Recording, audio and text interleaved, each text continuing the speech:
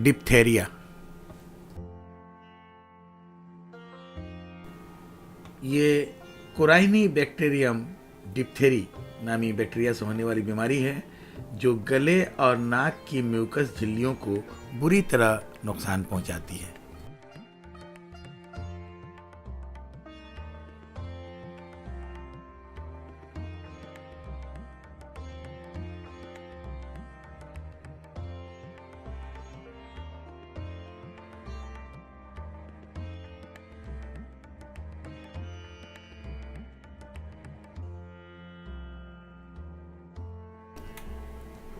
Diphtheria की अलामात।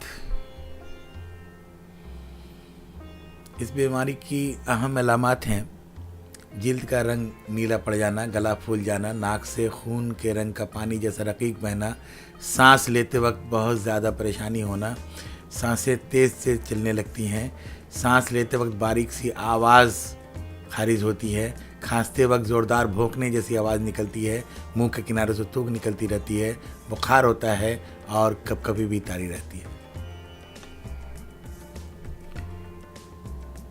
मरीज़ के खांसने या छींकने से मर्ज़ के बैक्टीरिया निकलकर हवा में फैल जाते हैं और वहाँ मौजूद दूसरे सेहतमंद इंसान की सांसों के साथ उसके जिस्म में दाखिल हो जाते हैं।